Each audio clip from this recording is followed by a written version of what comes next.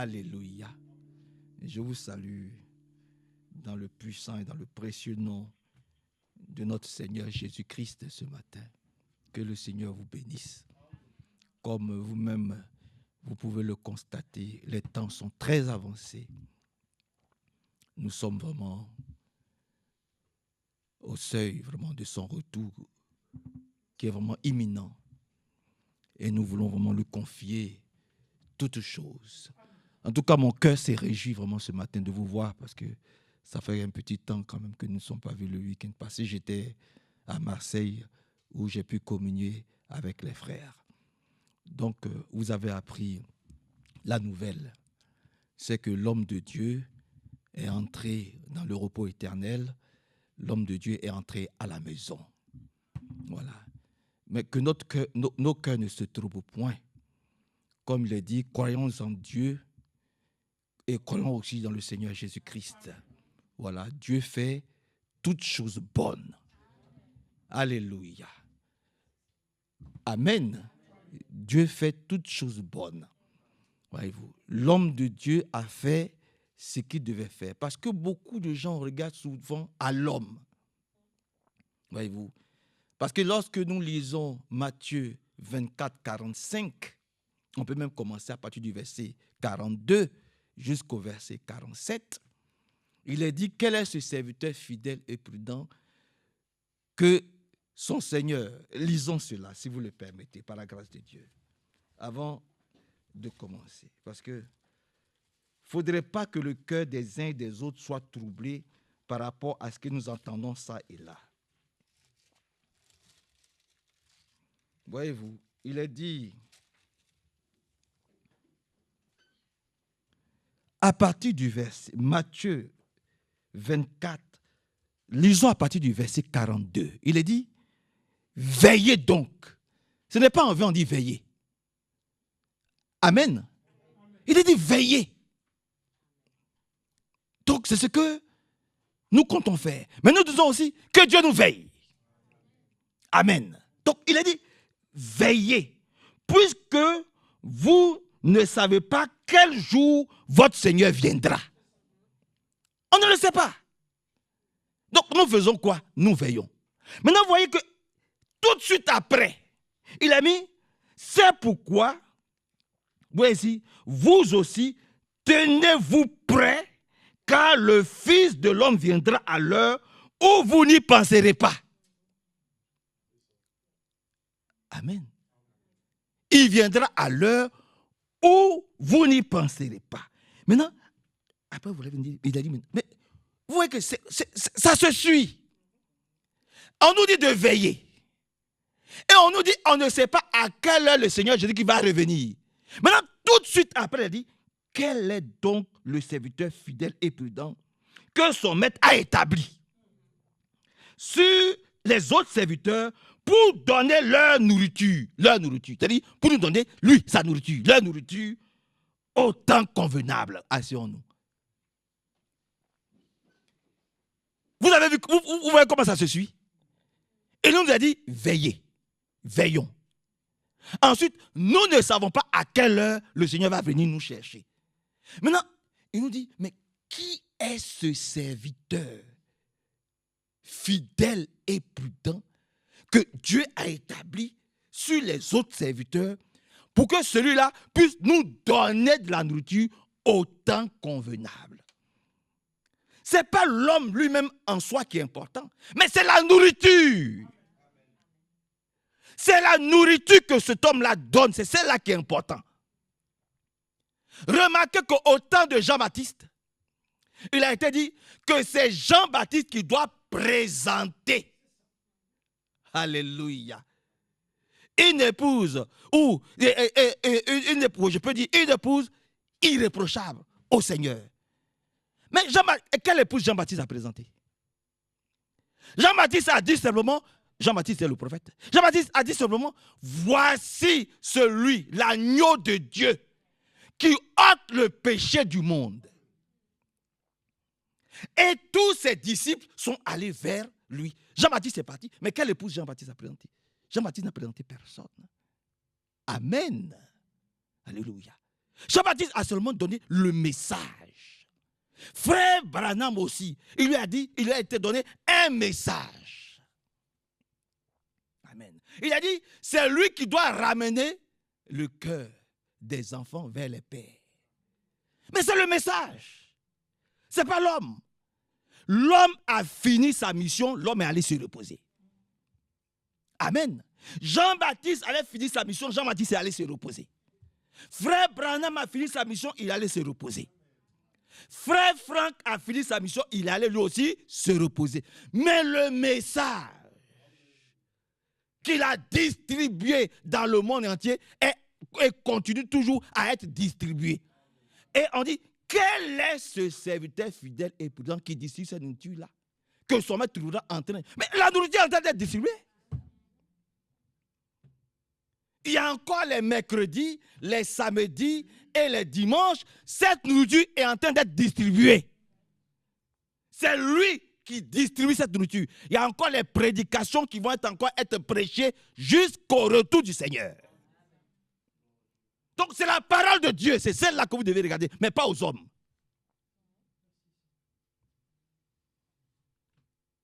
Vous comprenez? Parce que beaucoup ont cru que tant que frère Franck est vivant, frère Franck va. Non, c'est pas. Non, c'est le message qui est distribué. Dieu, quand il viendra, le Seigneur Jésus-Christ, quand il revient trouver que la nourriture est distribuée. La nourriture du temps convenable est distribuée. Alléluia. Donc, on ne va pas s'arrêter, voyez-vous, aux hommes. Mais nous allons continuer avec cette nourriture-là qui a été distribuée, qui a été emmagasinée par Frère Branham et qui est actuellement, jusqu'à aujourd'hui, qui est en train d'être distribuée par la grâce de Dieu et que Dieu nous bénisse puissamment. Ceux qui ont faim vont continuer à manger, ils ne vont pas s'arrêter. Parce que je vous le dis, nous sommes dans un temps de grande famine. Beaucoup vont parler. Parce qu'il y a ceux qui parlent de Dieu et puis il y a ceux par qui Dieu parle. Ce n'est pas pareil. Je recommence. Alléluia.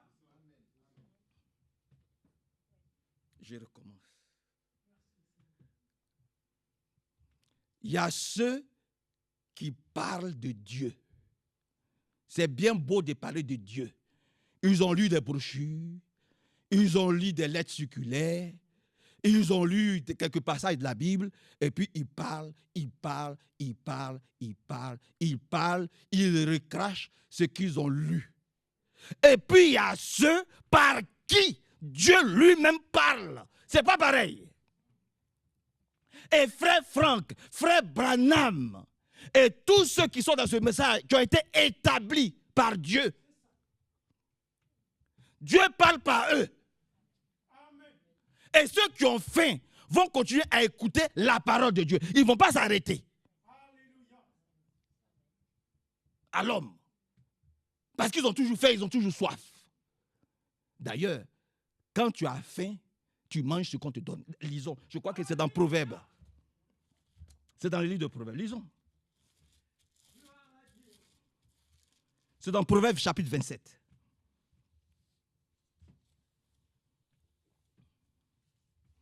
Dans le livre de Proverbes au chapitre 27. Et regardez ce qui est dit dans Proverbes 27. Proverbes chapitre 27 à partir du verset 7. Il a dit, celui qui est rassasié foule aux pieds le rayon de miel. C'est pas vrai? Il s'en fout. Il est rassasié. Mais celui qui est affamé trouve tout ce qui est même amer. C'est-à-dire que quand tu es rassasié, mais quand tu n'as pas faim, tout ce qu'on va te donner, tu vas rejeter, tu vas dire que tu n'en as pas besoin. Parce que tu n'as pas faim. Mais lorsque tu as encore faim, quel que soit l'évangile qui va être prêché, mais tu as faim. Tu vas Seigneur, parle-moi encore parce que j'ai encore faim. Seigneur, je veux manger. Seigneur, je veux te connaître. Seigneur, je veux te recevoir. Seigneur, je veux te comprendre. Seigneur, Seigneur, que ta parole soit comme du miel dans ma bouche, dans mon cœur. Seigneur, descends-moi. J'ai encore faim. Lorsque tu n'as pas faim, quelles que soient les prédications que nous allons donner ici, cela ne va rien te dire. Tu ne vas rien accepter, tu ne vas rien comprendre. Parce que tu n'as pas faim. Tu as autre préoccupation. Physiquement, tu es assis ici, mais en fait, tes pensées et ton cœur sont ailleurs. Tu n'as pas faim. Mais lorsque tu as faim, quel que soit ce qui va être prêché ici, tu vas manger. Parce que tu as faim. Frère, quelqu'un qui a faim, tout ce qu'on lui donne, il mange. Il ne trie pas la nourriture. Que ce soit sucré, que ce soit salé, que ce soit un peu amer, que ça ait un goût, que ça, les Asiens, il va être rassasié. Il mange. Alléluia. Et c'est dans ces temps-là que nous sommes. Le départ de l'homme de Dieu doit nous amener à avoir faim et à manger et à manger et à manger. Il faut que nos âmes soient nourries. Que Dieu nous aide, frère. Maintenant, si tu n'as pas faim, tout ce qui va être prêché ici ou ailleurs, ça ne te dira absolument rien. Tu vas dire, oh, moi je ne reçois rien. Mais tu n'as pas faim.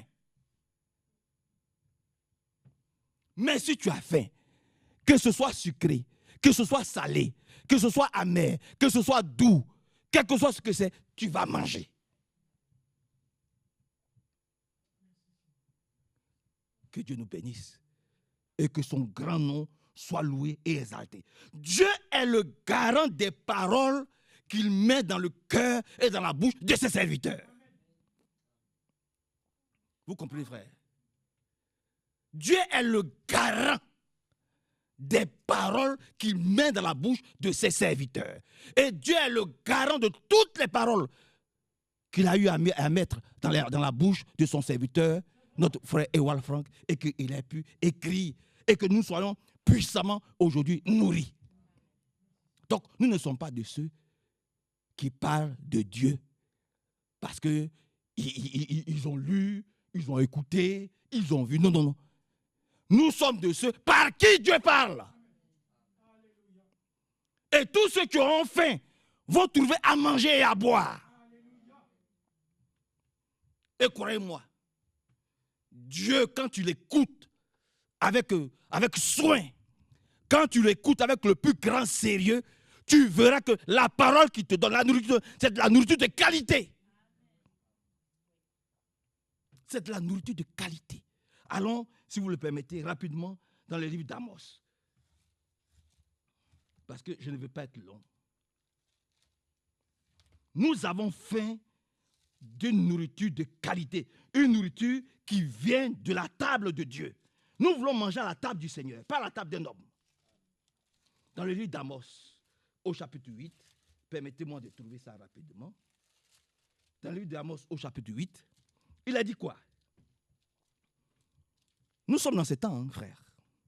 Dans le livre d'Amos, au chapitre 8, à partir du verset 11, il dit, voici, Amos 8, 11, voici, les jours viennent, oracle du Seigneur, l'Éternel, où j'enverrai une famine dans le pays, non pas une disette de pain, ni une soif d'eau, mais la faim et la soif d'entendre les paroles de Dieu.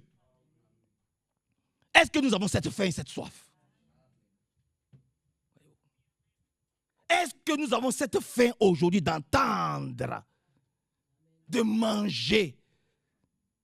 Est-ce que j'ai encore faim? Frère Manassé, est-ce que tu as encore faim? Est-ce que tu as encore soif? Parce que nous sommes justement dans ces temps de disette. Voyez-vous?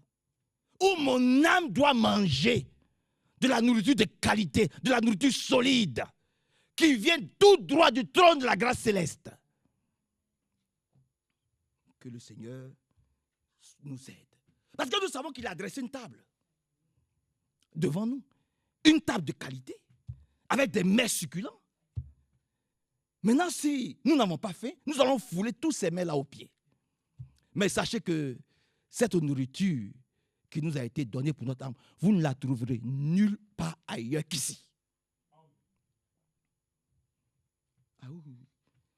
Parce que dans notre génération, il n'y a que dans notre génération où Dieu a puissamment parlé par un prophète authentique.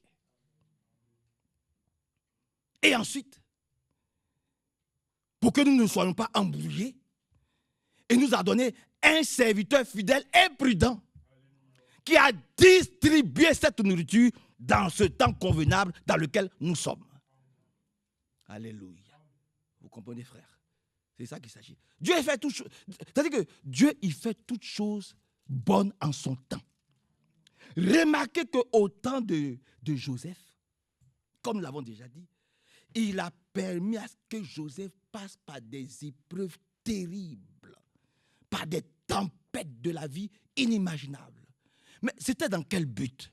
C'était pour que, sachant qu'en Israël, il y aurait une grande famine, Joseph puisse précéder tout un peuple là-bas en Égypte, afin que lorsque la famine viendrait, que le peuple de Dieu ait à manger.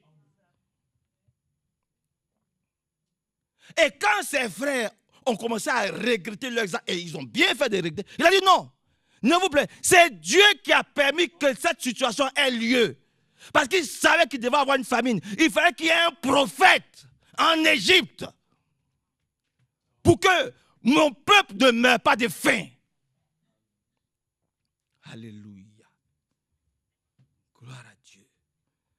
Lisons aussi je crois, c'est dans 1 Samuel, où les 3 lépreux, il y avait une grande famine aussi en Égypte, où le peuple était complètement encerclé par leurs ennemis. Impossible, mon frère Christ, de sortir et de se nourrir. Ils ont dit comment? Nous sommes lépreux. On nous chasse du camp. Voilà les Philistins qui sont là, voilà nos ennemis qui sont là. Il y a plein de mecs gras là-bas. Nous allons faire quoi? Mais nous irons là-bas. S'il faille qu'on meure, qu'on meure. Mais nous irons là-bas. Et puis, ils sont partis. 3 lépreux. Ils sont partis. Ils sont partis. Mais comme Dieu ne voulait pas que son peuple soit dans la famine, qu'est-ce qu'il a fait? Il a multiplié leurs pas. Leur pas est devenu comme les pas 3 personnes. Ils marchaient comme si c'était une grande armée de milliers, de centaines de milliers de personnes. Attends, c'est que les ennemis ont se dit, mais quelle est cette grande armée qui arrive pour nous attaquer? Alléluia. Oh, Dieu est merveilleux. Quelle est cette grande armée qui arrive pour nous attaquer? Il a multiplié les pas de ces 3 lépreux. Laissons Dieu combattre pour nous. Hein. Et laissons-le nous nourrir. Il a multiplié les pas. Quand ils ont entendu les pas, ils ont tous fui, ils ont tout laissé. Alors ils se sont mis à manger, à ramasser. Ils ont dit, mais nous faisons mal. Pendant que nous sommes en train de manger là, il y a tout le peuple qui est en train de mourir de faim. Ne le faisons pas. Allons avertir Israël. Pour leur dire qu'ils viennent aussi ramasser, qu'ils viennent aussi manger. Alléluia. C'est de ça qu'il s'agit encore, frère. Voyez-vous. Amen. Et remarquez la chose, frère, pour vous dire combien le temps est avancé. Remarquez la chose. C'est qu'après Matthieu 24, 45, tout de suite s'enchaîne Matthieu 25. Vous n'avez pas fait attention au lien. Voyez-vous. Faites le lien. Quand il finit à Matthieu 47, parce que c'est ça qui nous intéresse. En vérité, je vous le dis, il l'établira sur tout ce qu'il possède.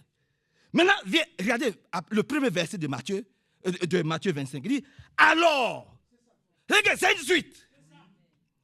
Quand il va amener la nourriture, quand il va donner la nourriture, quand vous allez recevoir cette nourriture, quand vous serez en train de manger cette nourriture, comme nous sommes en train de manger cette nourriture maintenant, alors,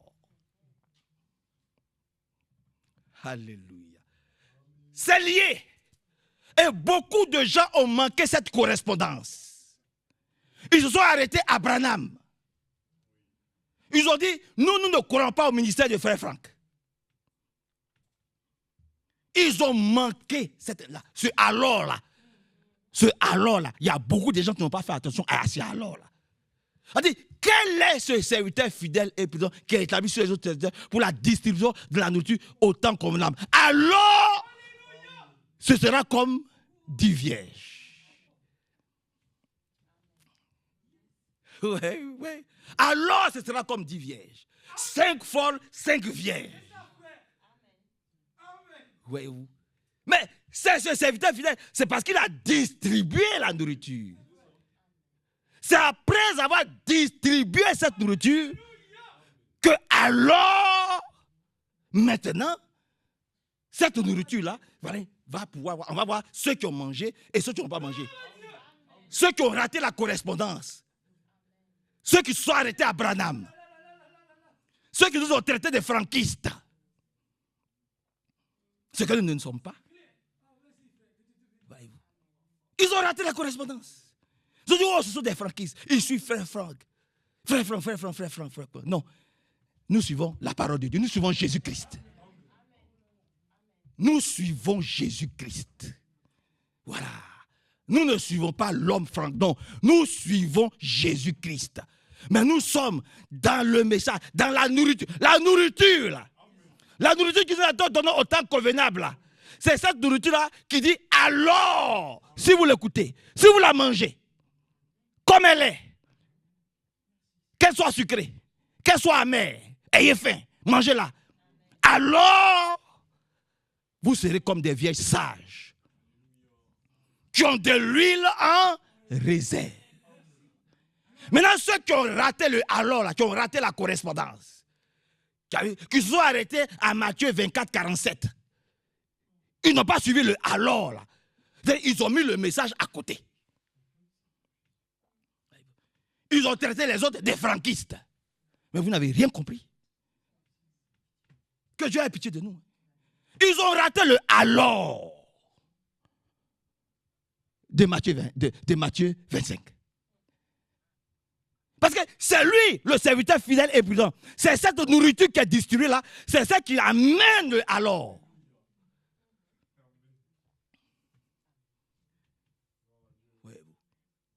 Et c'est ceux qui mangent cette nourriture distribuée par le serviteur fidèle et prudent là. C'est ceux-là qui seront ou sages parce qu'ils n'ont pas manqué la correspondance, ou folles parce qu'ils ont raté quelque chose dans cette distribution, dans cette nourriture. Le message, la parole de Dieu, authentique. C'est là nous disons, il y a ceux qui parlent de Dieu. Parce qu'ils ont fini d'écouter un message de frère Branham, ils ont suivi, il y a quelqu'un qui vient, il fait comme un perroquet, il répète ce que frère Branham a dit. Après ça, il y en a qui viennent, ils parlent. Nous ne sommes pas dans la religion, frère. Nous ne sommes pas dans la religion. Il parle de Dieu, il parle, Dieu a dit. Il cite des versets bibliques. Ce n'est pas ça. Et puis il y a ceux par qui Dieu lui-même il parle, comme Ewald Frank, comme frère Branham. Ce sont des personnes, des serviteurs mandatés, vraiment mandatés par Dieu lui-même. La preuve. 2 semaines avant que avant que Dieu l'enlève, 2 semaines avant de partir, se reposer, Dieu lui a audiblement parlé. Alléluia. Alors qu'il était là dans sa chambre, il n'arrivait pas à dormir. Oh, que Dieu soit très élevé. Alors qu'il était dans sa chambre, qu'il n'arrivait pas à dormir, parce qu'il s'inquiétait pour l'œuvre de Dieu. Oh, que Dieu soit loué. Il s'inquiétait, il a dit, mais vraiment, vu mon état, je ne peux plus sortir de la chambre. Je ne peux plus me lever. Il s'inquiétait, il s'est levé et il s'est mis à prier. La nuit, il n'arrivait pas à dormir. Dieu lui a audiblement parlé encore. Dieu lui a dit, ne t'inquiète pas. Alléluia. Audiblement, Dieu lui a dit, ne t'inquiète pas. Cette œuvre que j'ai commencée, elle va s'achever de façon merveilleuse.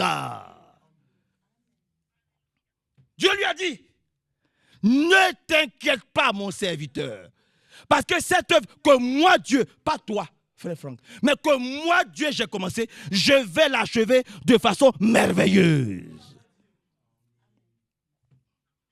Alors il s'est dit, Seigneur, maintenant je vois, je n'ai plus rien à dire. Et les 2 semaines qui ont suivi, il s'est endormi dans la peur du Seigneur. Oh, que Dieu soit loué! Remarquez même qu'avant cela, Dieu l'a encore audiblement parlé pour lui dire, il faille que maintenant tu fasses écouter les prédications sur la guérison, mais 3 ou 7 prédications sur les guérisons de frère Branham. C'est Dieu qui lui a dit. Il dit, Dieu m'a dit audiblement, le temps est arrivé où maintenant tu dois faire écouter au monde entier, au peuple de Dieu, 4 ou 7 prédications sur les guérisons de frère Branham.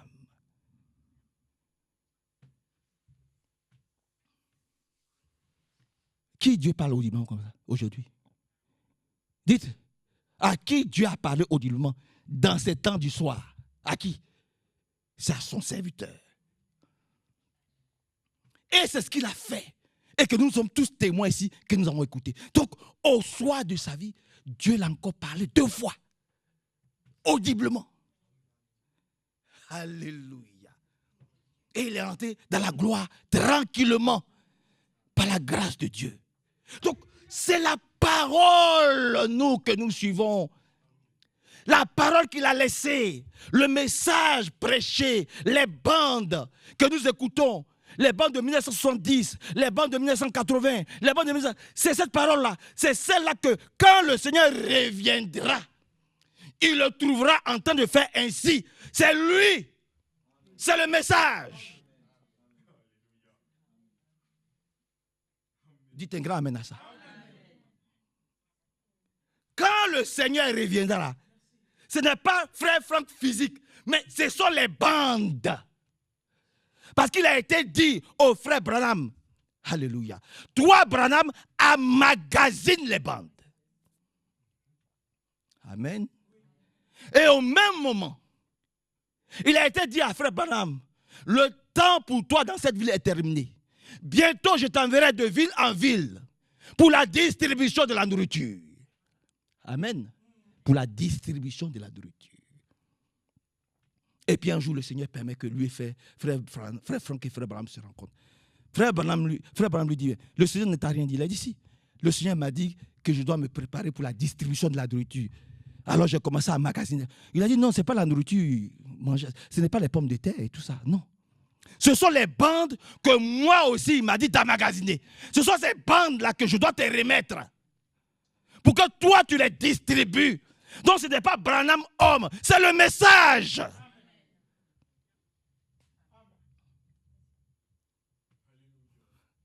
C'est le message. Donc, les bandes, il a dit, frère Branham lui a dit, attends, jusqu'à ce que la dernière bande, tu puisses la recevoir, et maintenant tu vas commencer à la distribuer. Et il a pu dire, j'ai distribué, ou si vous voulez, comment on appelle ça? J'ai interprété, donnez-moi le mot. J'ai traduit, très bien. J'ai traduit toutes les prédications des frères Branham. J'ai tout traduit. Et il allait de ville en ville, comme Dieu lui a dit. Ton temps pour cette ville est terminé. Alléluia. Une fois par mois, il fait 2 semaines à l'extérieur. Et nous sommes allés avec frère Billy Paul, frère Aka, frère Christ, sœur Carmen, tous les frères et sœurs. Nous sommes allés ensemble. Et nous avons passé des bons moments avec lui. Le frère Léon qui est là. Et nous a montré toutes les villes, frère. Souvenez-vous, où il est parti. Plus de 159 villes où il est passé, où il a prêché, où il a distribué. Et il pouvait dire au soir de sa vie, Seigneur, maintenant tu peux venir chercher ton serviteur. Parce que tout ce que tu m'as demandé de faire, je l'ai fait. Je l'ai fait, tout ce que tu m'as demandé de faire, je l'ai fait. Maintenant, je peux aller dans le repos. Oh frère, que Dieu nous aide. Que Dieu nous bénisse. Et que Dieu nous fortifie. Donc, quand le Seigneur Jésus-Christ reviendra chercher son épouse, alléluia, c'est les bandes là, les prédications, la parole, la manne fraîche, céleste, qui est prêchée par son serviteur. C'est celle-là qu'il va trouver là, en train d'être fait. Mais il est en train de travailler. Comme actuellement, frère Branham aussi est en train de travailler. Ce sont les bandes, c'est le message. Amen. Alléluia, c'est le message. Ce n'est pas les hommes physiques. Donc, ceux qui prétendent que frère Franck va ressusciter, vous avez tout faux. Ou ceux qui disent qu'ils vont être déçus pour dire, mais comment, on n'a pas dit que oui, on va le trouver, c'est pendant qu'il est là, vivant, et que non, mais Jean-Baptiste est passé où? On n'a pas dit que c'est Jean-Baptiste qui devait être présenté. Alléluia. Jean-Baptiste ne devait-il pas présenter les choses? L'épouse. Jean-Baptiste est passé où? Ça n'a pas été fait. Mais Jésus-Christ, ce que Jean-Baptiste a dit, que c'est moi, Jean-Baptiste, qui devais te présenter l'église, l'épouse. Mais Jésus-Christ l'a repris dans Actes chapitre 1. C'est là-bas le message, là. C'est là-bas que vous trouvez. Mais écoutez, comment Jean-Baptiste peut présenter une épouse ou une église pure, sainte, sans tache ni ride, alors que cette épouse-là n'a pas reçu le baptême du Saint-Esprit? Expliquez-moi la chose.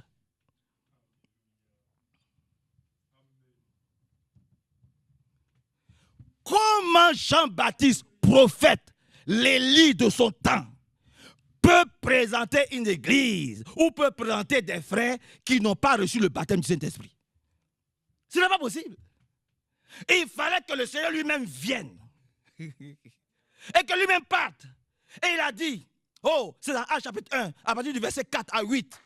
Il a dit, il faut attendre à Jérusalem, ne bougez pas. Le Saint-Esprit va descendre, comme Jean-Baptiste vous l'a promis là. Ce que Jean-Baptiste a dit là, que moi je vous baptise d'eau, mais il y a un qui vient, qui va vous baptiser d'esprit et de feu. Dites amen à ça. La prédication de Jean-Baptiste.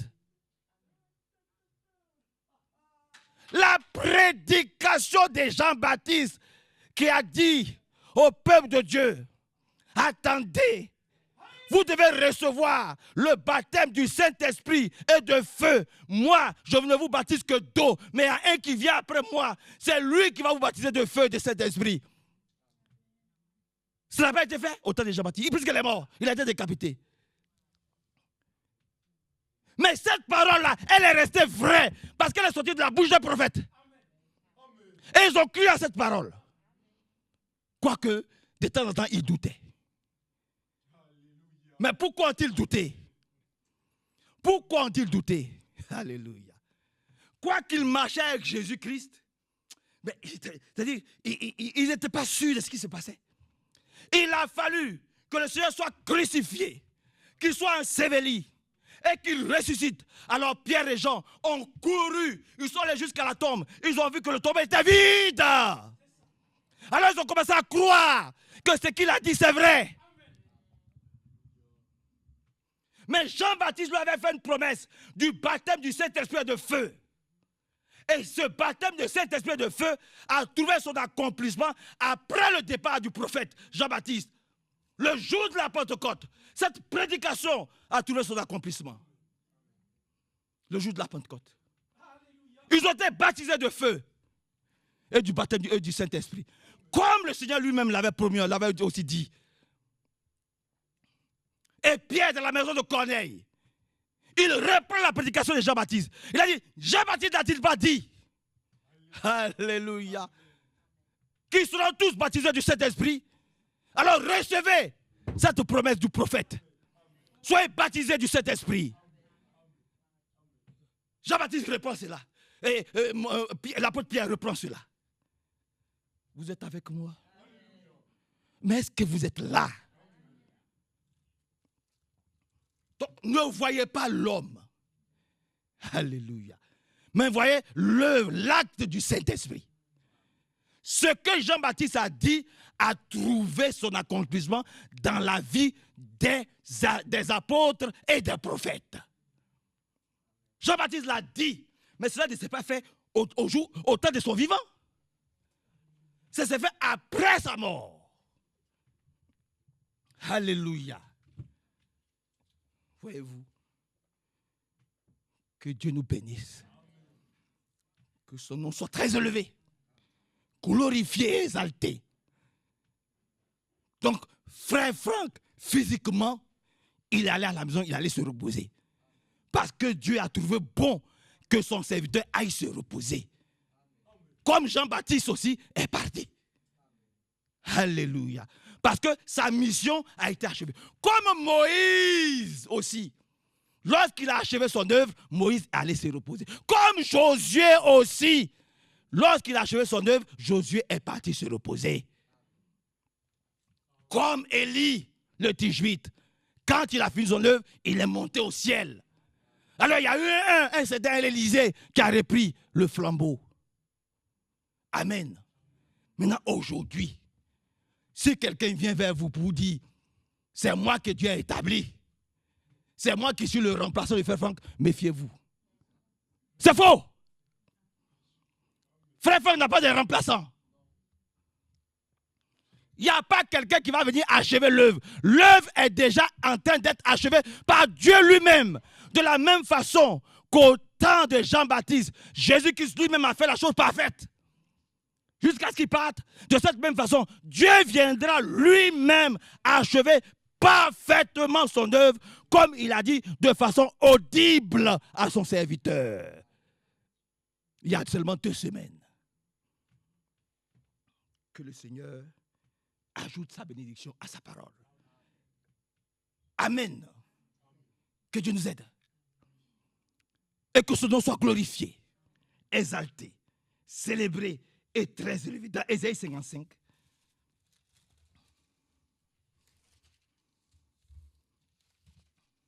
Ésaïe 55. Dans le livre d'Ésaïe au chapitre 55. Regardez ce qui est à partir du verset 1er. Ésaïe 55, 1er. Oh, vous tous qui avez soif, venez à moi aux eaux. Même celui qui n'a point d'argent, venez acheter et manger. Venez acheter du vin et du lait sans argent, sans rien payer. Ah, le Seigneur Jésus-Christ a amené une nouvelle forme maintenant d'achat. Qui peut rentrer à Carrefour et puis il va acheter quelque chose gratuitement? Qui va rentrer à Auchan? Oh, mon frère Christ. Qui va rentrer à Mercedes et puis va sortir avec une Mercedes sans acheter? Oh, que Dieu soit très élevé. Qui va habiter un appartement et puis on va lui dire, voilà, cet appartement, il est gratuit à vie. Il n'y en a pas. Il n'y a que le Seigneur Jésus-Christ seul avec lui. Il dit, venez, vous achetez gratuitement. Mais c'est quelle forme d'achat ça? On ne comprend pas. C'est il faut que tu nous expliques. Oh, que son nom soit loué. C'est quand même il faut qu'il nous explique. Il dit, venez, si tu as soif, si tu as faim, viens, mange gratuitement. Sans rien payer. Va demander ça à Auchan ou à Carrefour.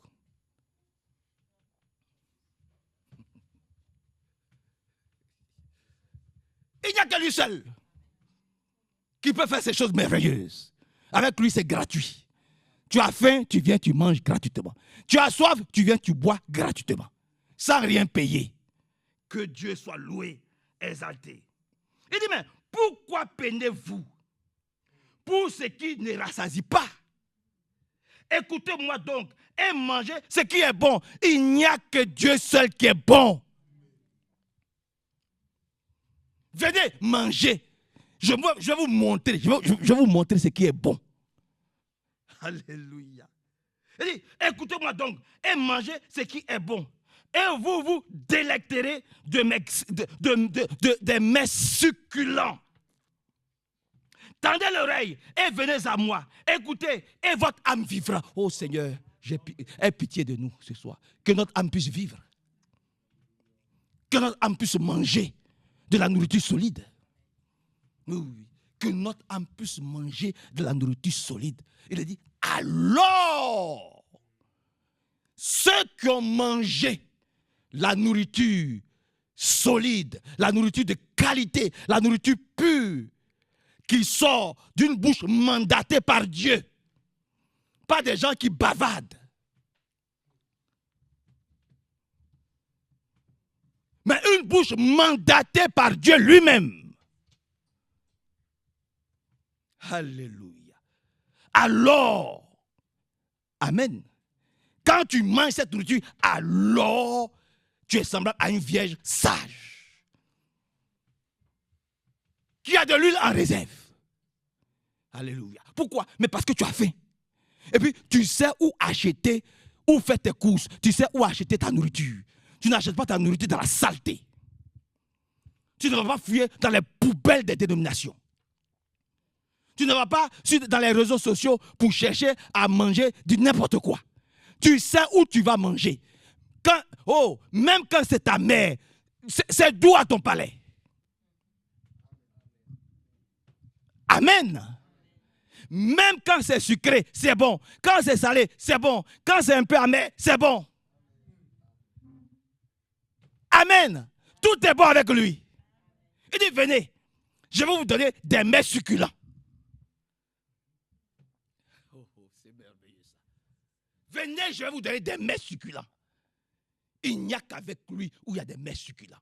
Et nous pouvons le dire, nous mangeons des mets succulents. Nous mangeons de la nourriture de qualité.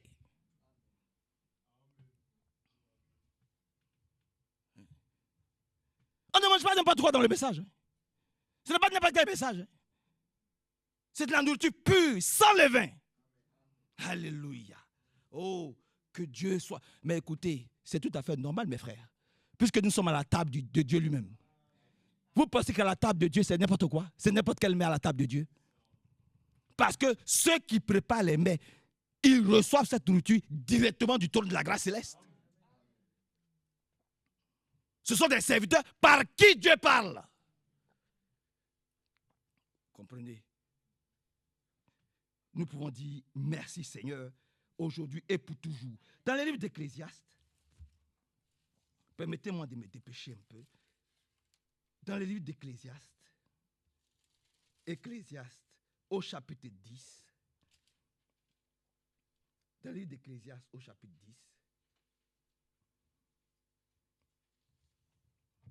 dans les livres d'Ecclésiaste au chapitre 10,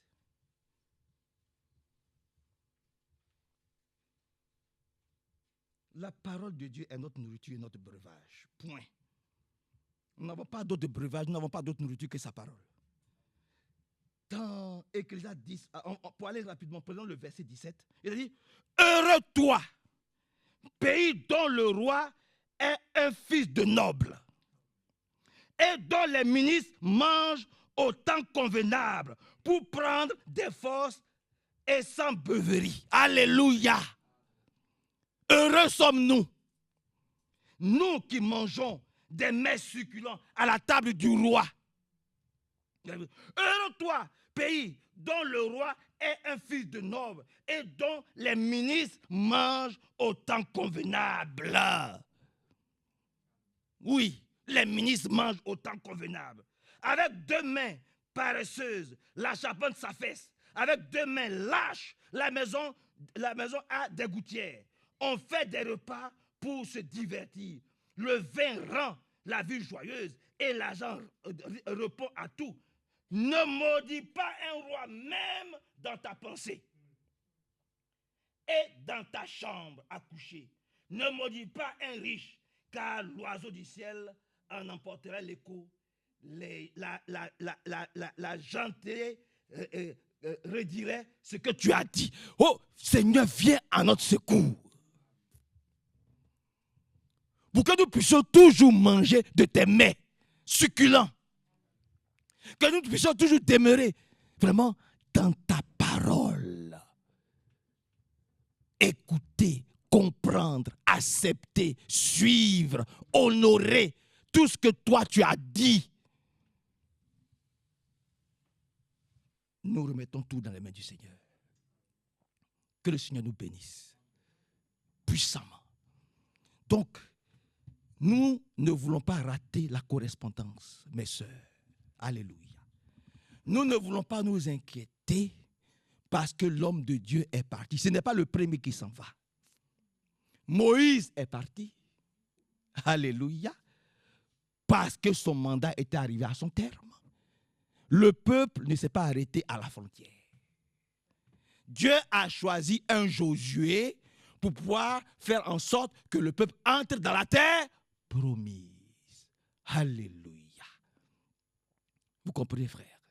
Élie, le Tishbite, est parti et il y a eu un Élisée, par la grâce de Dieu, qui a continué la chose. Le Élie du Nouveau Testament, Jean-Baptiste, est parti, mais ses paroles sont restées. Les prophéties de Jean-Baptiste sont restées. Et elles ont toutes trouvé leur accomplissement dans le Nouveau Testament. Il devait ramener le cœur des parents, des pères au fils, et frère Branham est venu ramener nos cœurs à ceux de nos parents. Comment? Par la distribution qui a été confiée à l'homme de Dieu. Cette distribution, elle continue. Si vous voulez, après encore, vous pouvez écouter les prédications de notre frère Ewald Frank. Donc, il continue à faire comme Dieu lui a dit de faire. C'est-à-dire les prédications.